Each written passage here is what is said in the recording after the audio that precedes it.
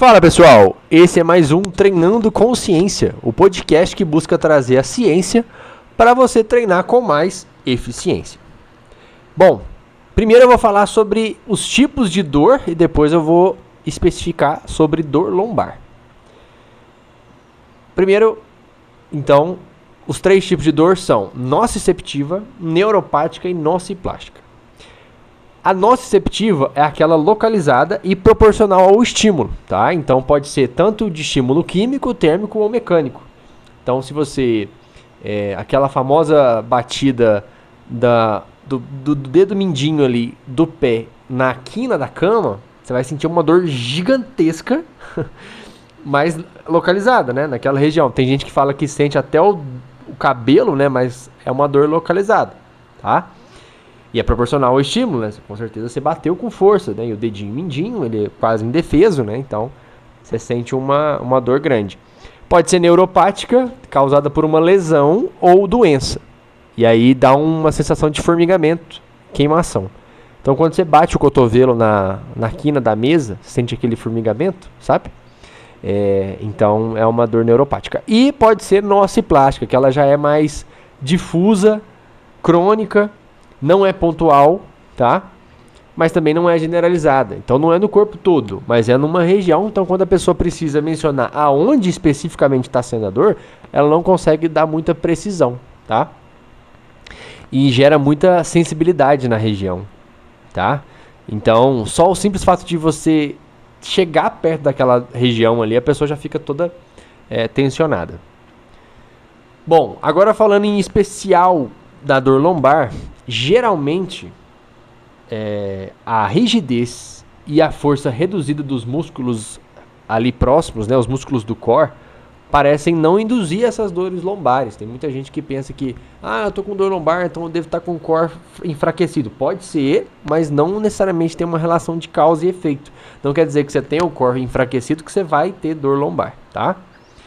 Aí tem os tipos de acordo com o tempo, tá? Elas podem ser, essa dor lombar pode ser aguda, com menos de 3 meses. E a dor, então, é um sintoma. Você já tem uma aceitação maior, porque você sabe o que desencadeou. Como é de curto tempo, né? O período mais curto, você lembra o que causou essa dor, né? Então você tem uma aceitação maior. Já gera uma alteração no tecido. E a gente tem também a crônica, então, com mais de 3 meses, aí já é até vista como doença, tá? Aí já tem uma questão comportamental, neurofisiológica, já tem menos aceitação, você não lembra o que causou isso, você nem sabe se teve algo que desencadeou, ou se é algo genético, ou se é algo que... Enfim, você não lembra de algo que você tenha feito para ter desencadeado essa dor, tá? A região onde dói não necessariamente tem relação com o problema que você tem, tá? Então, geralmente, essas dores são mais nociplásticas, né? Porque elas são difusas, né? Você não consegue acertar o local onde está essa dor, né? E aí, a gente tem dois tipos da crônica. Então, quando você pega ali acima de 3 meses, você tem a crônica primária, predominando o nociplástico, não tem um evento causal detectável, e aí envolve também estresse emocional, a pessoa fica incomodada, que ela não está conseguindo vencer aquilo, e uma incapacidade funcional significativa. Muitas pessoas, às vezes, até deixam de trabalhar, porque não consegue ficar sentada, porque está sentindo muita dor. E aí o sistema analgésico não funciona tão bem, e a pessoa pode sentir dor em atos simples, o simples fato de levantar de uma cadeira, ou de sentar numa cadeira, ou de ficar deitada. A pessoa pode sentir dor. E o que é legal é que o exercício físico, tanto o aeróbico quanto o resistido, são o padrão ouro, ou seja, a melhor opção para se tratar e se prevenir esse tipo de dor, tá? Então, se alguém te falou que você não pode se exercitar, seja em aeróbico, seja em força, porque você tem dor lombar crônica, essa pessoa não está te querendo bem. Ou ela não sabe o que ela está falando. E pode ser também uma crônica secundária, podendo predominar então a nociceptiva, que é aquela primeira que eu falei, né, que é aquela localizada ali, que ela é correspondente ao estímulo, e neuropática, que ela então é causada geralmente por uma doença. Então já tem um mecanismo detectável se ela for secundária, certo? Aí ela pode ser também classificada de acordo com a especificidade, podendo ser específica, que aí é raridade, é de 5 a 10% dos casos, causada por alguma questão estrutural. Então você tem uma vértebra diferente, né, um formato diferente, e vai causar dor por isso. Se você fraturou a vértebra, você tem tumor, hérnia de disco verdadeira e infecções. Tudo isso é o que vai causar essa dor específica. Mas pode ser também a não específica, que é a mais comum, 80 a 90% dos casos. Pode ser passada de pai para filho, né? Então é heterogênica, mas também pode ser biofísica, psicológica e social, tá? Então tem esse envolvimento todo aí. Bom, e quais são as avaliações que a gente pode fazer para detectar possíveis causadores dessas dores? Primeiro, necessidade de avaliações estáticas e dinâmicas, tá? Então, primeiro, quando você vai fazer vai montar um roteiro, a primeira coisa que você tem que fazer é descartar o que a gente chama de bandeira vermelha. Certificar a ausência dessas bandeiras antes de iniciar o tratamento. Então, se tem tumor, se tem histórico familiar, perda de peso injustificável, se a pessoa do nada perdeu peso, aquilo pode ser um indicativo de que a pessoa está com tumor. Se a pessoa tem fraturas, se tem algum causado por traumas, e aí tem que ter cuidado também com idosos, tá? Se há algum comprometimento neurológico, uma dor que irradia para o posterior da coxa, e também uma perda de peso e uma grande sensibilidade. Então tem muita gente que tem essa dor na lombar, e aí fala que sente ela descendo para a perna, para a coxa, né? Então isso tem que ser levado em consideração. Uma postura errada não necessariamente é um preditor de dor lombar, tá? Muita gente às vezes acha que por sentar errado, sentar com aquele ombro para frente, ficar com a coluna mais encurvada, acha que por isso tá com dor lombar. Mas ela não deve ser descartada. Não necessariamente ela vai ser a desencadeadora da dor lombar, tá? Mas uma avaliação postural é importante sim, para ver se tem algum tipo de desvio. E essa avaliação postural pode trazer informações relevantes de possíveis comprometimentos funcionais. Aí aquela questão de perguntar quanto tempo que ela sente essa dor. Se for mais de 3 meses crônica, menos aguda. E se for crônica, pode não ser constante, tá? Você se já teve dor lombar aí, ou se você conhece quem tem, vai ver se a pessoa vai lembrar que a pessoa fala, às vezes eu sinto, ou eu sinto no começo do dia, e aí vai melhorando durante o dia, chega no final do dia eu não estou sentindo nada. É uma dor traumática, tá? E como é que é essa dor? Ela é uma dor localizada, ela é específica naquele ponto ali, ela é causada por algum movimento específico, ela tem uma característica de irradiar, de formigar, de dar um choque elétrico. Ela é difusa, não é nem local, nem geral, ou nenhuma relação com o movimento, tá? E aí, pensando numa avaliação estática, a gente pensa na postural. Pensar se a queixa da dor tem alguma relação com algum desvio postural que chame a atenção. Por exemplo, a pessoa que tem uma escoliose muito acentuada, aquilo pode ser o que justifica a dor, ou uma hiperlordose, principalmente mulher que usa muito salto, né? Vai ficar com um quadril mais para trás, né, que a gente chama de anteversão pélvica, ou também as retificações, pessoa que fica muito na postura assim, pode ter uma retificação da coluna, principalmente a lombar. E a gente tem também a avaliação dinâmica, onde a gente pode testar força, flexibilidade e resistência muscular. Você pede a pessoa para fazer uma flexão de tronco, por exemplo, e você vê a questão da harmonia da curvatura. Se a cervical, se a torácica e se principalmente a lombar está seguindo uma harmonia, se tem tipo um descompensamento ali da curvatura, se tem algum tipo de retificação, se a cifose e as lordoses estão mantidas, tá? Se a mobilidade da lombar está reduzida, nas inclinações laterais, se tem alguma tensão nas fáscias que limitam o movimento, tá? Mobilidade reduzida dos músculos lombares. Na mobilidade de quadril, o teste de Thomas, que é deitado com as pernas para fora do banco, você puxar uma das pernas e manter a outra perna encostada no banco. Então é um teste de mobilidade ali, principalmente de flexibilidade de iliopsoas, tá? Checar se também a dor é mecânica ou não, verificar se tem ângulos específicos, o que faz que alivia, né? Que aí você pode também usar isso nos exercícios que você for prescrever. O agachamento, se você percebe uma retificação da coluna lombar, então isso pode indicar uma menor ativação dos extensores da coluna. Se acontece uma hiperlordose da lombar, uma reduzida mobilidade da extensão de coluna. Na inclinação anterior do tronco, uma baixa ativação dos extensores da coluna, reduzida mobilidade de quadril, principalmente em rotação interna e flexão. E na mobilidade de tornozelo, vê se tem restrição de dorsiflexão. Tem também teste de ponte, tem a prancha lateral, tem a prancha frontal. E se a dor for aguda, pode haver também uma postura adaptativa, que deve ser respeitada.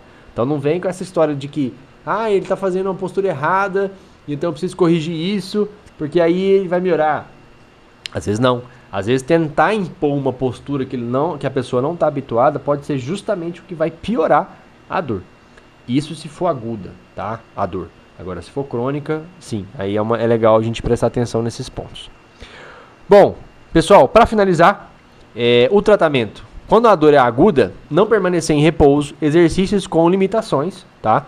Limitar a amplitude, limitar a carga. Bolsa de água quente ajuda, tá? Isso é importante na região. Aumentar volume e intensidade à medida que a dor diminuir, não ficar forçando demais a aumentar a carga e também o número de repetições. À medida que a dor for diminuindo, vai aumentando. Se você identificar junto com o paciente ou aluno ou cliente uma direção que alivia a dor, focar naquela direção ali, dar mais preferência. Quando eu dobro a coluna eu sinto dar uma aliviada. Ou quando eu jogo a coluna para trás eu sinto que está aliviando. Então procure exercícios que vão encontro com essa direção, beleza? O aeróbico é bem-vindo, mas checar qual o corpo vai se adaptar melhor, tá? Então, se vai ser bike, se vai ser esteira, se vai ser elíptico, enfim, se vai ser corrida na rua.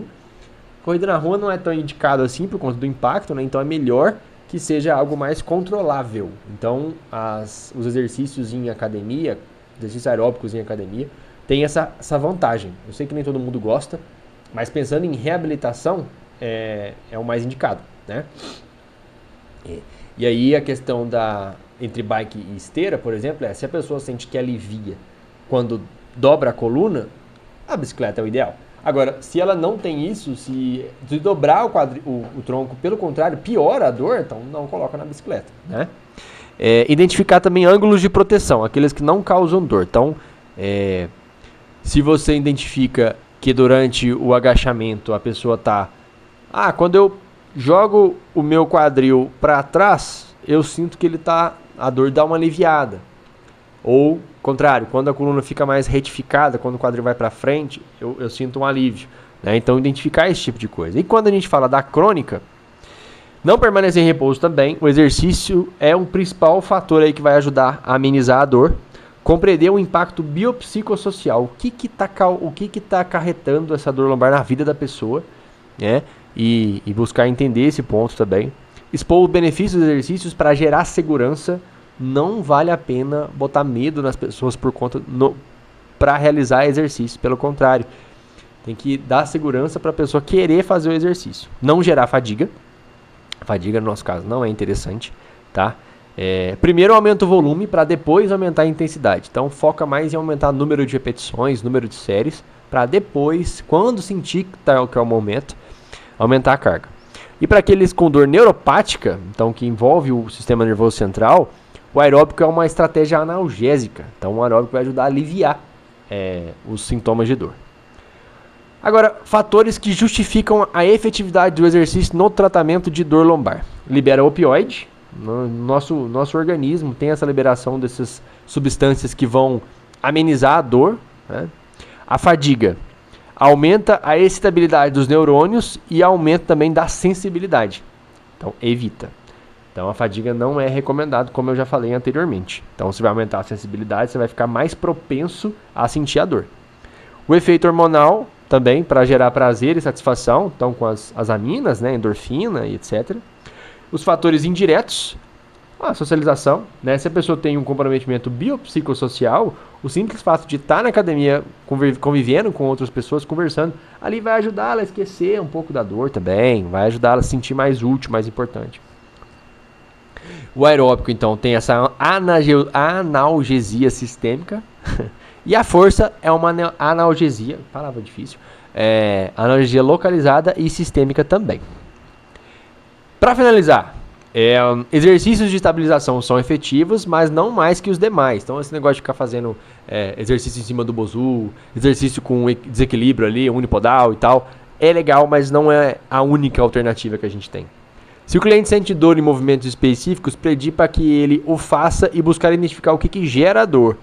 Então, se um agachamento gera dor, você não vai deixar de fazer o agachamento, Mas será que é a amplitude? Será que é a carga? Será que é o fato de fazer respirando diferente? Enfim, se fazer com os pés mais afastados ou menos afastados, isso vai amenizar a dor ou não? Identificar se o cliente tem alguma preferência direcional, isso eu já falei, né? Quando esticar ou dobrar, isso aí vai amenizar a dor, e aí sim, buscar exercícios nesse contexto. Hernia de disco. Evitar aumentar a pressão abdominal, então não deixar o seu aluno ficar sem respirar durante os exercícios.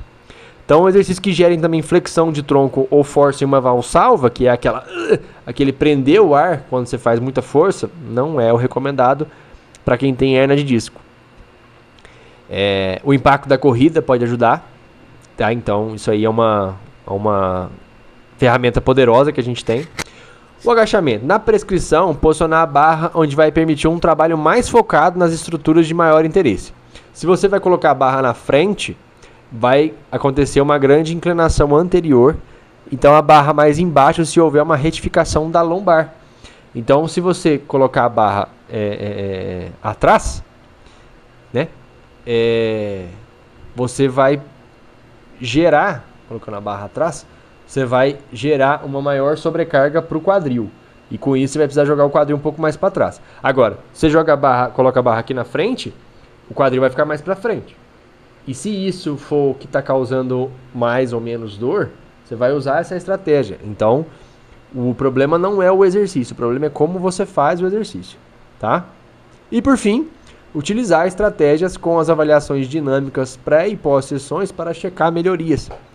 Então, como a gente não vai se aproximar da fadiga, porque não é recomendado para esse caso, como a gente não vai ficar aumentando demais volume e intensidade só quando a dor amenizar, ficar focando só em ganhos morfológicos, né, estéticos, para esse público não é tão interessante assim, porque a pessoa vai acabar se frustrando.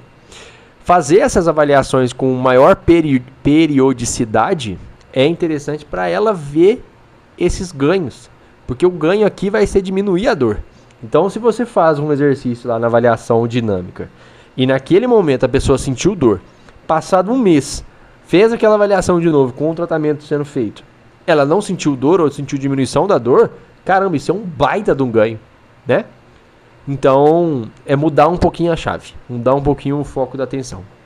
Pessoal, esse foi um pouquinho mais longo, porque era um assunto que demandava mais atenção.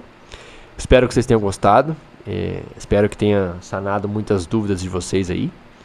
Para mim foi muito enriquecedor esse conteúdo, porque eu confesso que eu ficava focando muito em treinamento, hipertrofia, emagrecimento, tarará, tarará. E quando se tratava de dor, eu confesso que meu conhecimento ficava bem aquém. Então, foi enriquecedor coletar esse conteúdo e está sendo passar esse conteúdo para vocês. Espero que vocês tenham gostado e até a próxima. Valeu pela atenção.